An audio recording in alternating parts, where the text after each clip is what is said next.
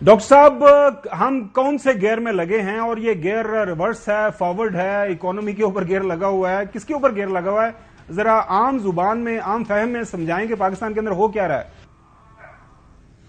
देखिए, जो आपने बातें की हैं ये एक तो सियासी बातें हैं और सियासतदान जो है वो इस किस्म के बयानात देते हैं, बिल्कुल देंगे और देते हैं। उनकी ट्रेनिंग का हिस्सा है ये। आज वो कुछ और बातें करेंगे जब तक कि वो एक अच्छा सियासतदान उसी वक्त होगा जब उसके पास हर लम्हे, हर माहौल में, हर इवेंट के हिसाब से उसके पास बोलने के लिए बातें होंगी। वो जरूर फिर एक सक्सेसफुल सियासतदान होता है। तो ये जो आपने बातें बताई हैं ये एक सियासी बातें हैं, इसमें मैं कोई कमेंट्स नहीं करना चाहता हूं। ऑन ग्राउंड सर जो हकायक हैं, अदादो शुमार हैं, बिल्कुल सही। आम आदमी के लिए सिर्फ ये है कि खाने पीने की अशिया बहुत ज्यादा महंगी हो गई, बहुत ज्यादा महंगी हो गई है। और ये अचानक नहीं हुई है, एक दो दिन से नहीं हुई है, काफी दिनों से है ये, जिसकी वजह से आम आदमी तो मतलब ये गरीब तबका तो पहले ही बहुत अंडर प्रेशर था। अब ये लोअर मिडिल इनकम और इवन मिडिल इनकम तबका भी बहुत प्रेशर में आ गया है। सही। और आप देखें, एक और चीज आप सुने कि उस वक्त क्या गुफ्तगू हो रही थी, महंगाई गुफ्तगू हो रही थी ना। जितने भी आपने क्लिप सुनाए हैं, आटे की कीमत बढ़ गई, दवा की नहीं मिल सकेगा, फला, सारे महंगाई की बातें हो रही थी। आज महंगाई तो है ही है, लेकिन महंगाई प्लस की बातें हो रही हैं। मतलब क्या मुल्क डिफॉल्ट करेगा, क्या हो सकता है, क्या इंपोर्ट खत्म हो रहा है तो पेट्रोल नहीं आएगा तो क्या होगा। आज जो है हमारा जो प्रॉब्लम का स्केल जो है वो और ज्यादा बढ़ गया है। तो हम महंगाई से महंगाई प्लस की तरफ चले गए हैं। जी जय गुलाम हुसैन साहब। डॉक्टर अशफाक हसन साहब, आपका और लोगों का और हम सब का एक ही रोना है कि जो लोग इक़्तिदार में बिठा दिए गए हैं 9 अप्रैल के बाद, वो अपना उनको their hours to ground realities. आम आदमी का रोटी रोजगार, उसको 2 वक्त की रोटी ना मिलना, आटा 80 रुपए से 160 से भी ऊपर चला जाए और उस पर ना मिले, और आटे की क्वालिटी भी बहुत ही जानवरों की खुराक से भी बदतर हो, ये सारे हकायक हैं। आप पहले मुख्तसर जवाब दे दें कि ये जो करोड़ों के इश्तिहारात दिए जा रहे हैं और इमरान खान हुकूमत का मुआवजा किया जा रहा है नवाज शरीफ और शाहिद खाकान अब्बासी दौर के आदो शुमार से, इन्हें ये जो 10 महीने होने वाले हैं इसका मुआवजा करना था इमरान खान से, जिस वक्त there is nothing going right. कोई एक इंडिकेटर ऐसा नहीं है मुल्क में जो आप पॉइंट आउट कर सके कि चौधरी साहब आप गलत कह रहे हैं, ये भी ठीक हो गया, ये भी ठीक हो गया, ये भी ठीक हो, हर चीज गलत है। ये करना क्या चाहते हैं कि इस तरह डुगडुगी बजा के नवाज शरीफ और मरियम को यहां लैंड कराएंगे, अब जीत गए, हम जीत गए। और भाई नहीं जीत गए, लोग तो कच्चा खाने को तैयार बैठे हैं। लोगों को जो फैसले कर रहे हैं, माफ करना, आपका क्या व्यू है, कौन सा ये कंपैरिजन दे रहे हैं लोगों को? देखिए, हिंदुस्तान के एक बहुत बड़े राइटर थे खुशवंत सिंह, आपने भी नाम सुना होगा उनका। जी जी जी जी। उन्होंने अपनी एक किताब में लिखा है कि जब कोई हुकूमत एड का सहारा ले ले, जब कोई हुकूमत इश्तिहारात का सहारा ले ले, तो समझ जाओ कि उसने कुछ भी नहीं किया है। ये उसकी एक एक्नॉलेजमेंट ऑफ द डिफीट है, ये कि हमने कुछ नहीं किया है। लिहाजा अवाम को बताने के लिए फिर एड का सहारा लेना पड़ता है, क्योंकि अगर आपने कुछ अच्छा काम किया होता तो फिर ये एड देने की जरूरत नहीं होती है, क्योंकि आपके इक़दामात जो हैं, आपकी पॉलिसीज के जो नतायज हैं, वो कौम तक, अवाम तक वो पहुंचते हैं तो वो खुद ही आपकी तारीफ करेंगे। आपको बताने की जरूरत नहीं पड़ती है, बताता है वो एड के जरिए से जिसने कुछ ना किया हो। तो ये मैं खुशवंत सिंह के किताब से ये आपको मैंने सुना दिया। तो इसी में डॉक्टर अशफाक हसन का भी व्यू हो तो फिर भी ये 100% ठीक है। अच्छा डॉक्टर साहब, आज जो हुकूमत बता रही है हमें कि जिनेवा से 8.5 अरब डॉलर की कमिटमेंट हुई है और कुछ दोस्त ममालिक से भी कोई रोल ओवर की वो कह रहे हैं उम्मीद है अगले हफ्ते 10 दिन के अंदर। तो अगर ये सारे का सारा मटेरियल हो भी जाता है तो पाकिस्तान की मईशत कहां खड़ी होगी?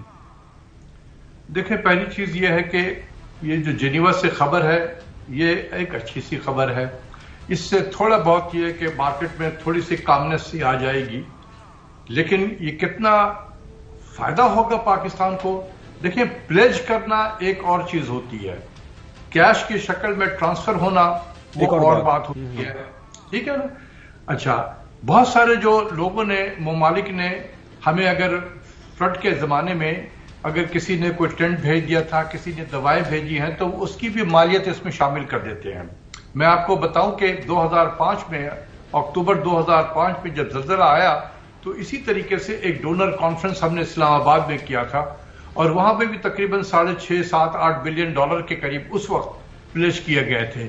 جو کیش کے شکل میں آئے تھے وہ 2 یا 3 بلین ڈالر تھے، 2 یا 2.5 یا 3 بلین ڈالر تھے، جس کی وجہ سے ہمارا اس پیریڈ کا ڈیٹ جو ہے آپ کو بڑھا ہوا نظر آتا ہے 2006-2007 میں۔ تو کہنے کا مطلب یہ ہے کہ پلیج ایک چیز ہے، کیش کی شکل میں آنا دوسری چیز ہے، نمبر 1۔ نمبر 2، یہ جو پلیج ہے یہ ایسا نہیں ہے کہ کل پیسے آ جائیں گے پاکستان میں، ایسا بالکل نہیں ہے۔ یہ بالکل ہمیں قوم کو بتانا چاہیے کہ یہ خبر اچھی ہے، لیکن پیسے کا جو آنا ہے یہ 2 سے 3 سال کی مدت میں آئے گا۔ جیسے ایشین ڈیولپمنٹ، اسلامی ڈیولپمنٹ بینک نے پلیج کیا ہے، یہ بہت اہم بات ہے، 2 بلین ڈالر کا، وہ 3 سال کا کیا ہے، اور یہ کوئی نئی چیز نہیں ہے۔ ایشین ڈیولپمنٹ بینک سالانہ ہمیں اتنا ہی پیسے دیتا ہے، 1 سے 1.5 بلین ڈالر ہمیں وہ دے دیتا ہے تیل کی خریداری کے لیے یا کموڈٹی کے پرچیز کے لیے۔ یہ ایک نارمل سی چیز ہے۔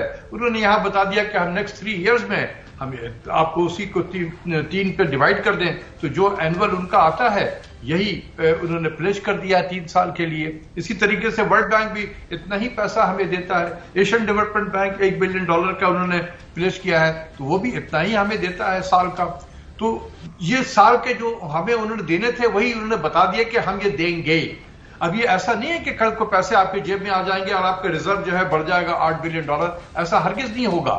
یہ ہمیں دیکھنا ہوگا کہ یہ پیسے کب آئیں گے، کیسے آئیں گے۔ ٹھیک ہو گیا ڈاکٹر صاحب، اگلی جو سب سے اہم ڈیولپمنٹ ہے وہ یہ ہے کہ ڈار صاحب بتا رہے ہیں کہ ہمارے پاس نہیں، یہ 4 بلین نہیں ہے، ہمارے پاس تو 10 بلین ہے، کچھ 6 ارب ڈالر جو کمرشل بینکس کے اندر بھی پڑا ہوا ہے۔ اب اس کے اوپر بات مارکیٹ کے اندر یہ ہو رہی ہے کہ ایز اف خدا نخواستہ شاید یہ کہیں کوئی، آپ کو پتا ہے انہوں نے 99 کے اندر بھی کر دیے تھے، جو فارن کرنسی اکاؤنٹس کے ان کو فریز کر دیا تھا۔ تو مارکیٹ کے اندر آپ ماشاءاللہ دیکھ رہے ہیں، ساری چیزیں آبزرو کر رہے ہیں، مارکیٹ اس وقت کیا اس کے اوپر بہیو کر رہی ہے؟ دیکھیں، میرے نزدیک یہ فائنانس منسٹر کا بڑا ارریسپانسبل سا آنسر تھا، ہائیلی ارریسپانسبل آنسر۔ یہ باتیں ان کو نہیں کہنی چاہیے تھی۔ یہ باتیں کہہ کر آپ عوام کے ٹرسٹ کو بھی ختم کر رہے ہیں۔ جو عوام نے اس ملک میں اپنے جو ڈالر اکاؤنٹ کھولا اور اپنے پیسے اس میں رکھے ہوئے تھے، ان کے اندر خوف طاری ہو گیا ہے۔ لوگوں نے مجھ سے بہت آج سوالات کیے ہیں کہ کیا ہم نکال لیں؟ میں نے کہا کہ اگر آپ نکالیں گے تو آپ کو پیسہ تو ملے گا نہیں ڈالر میں۔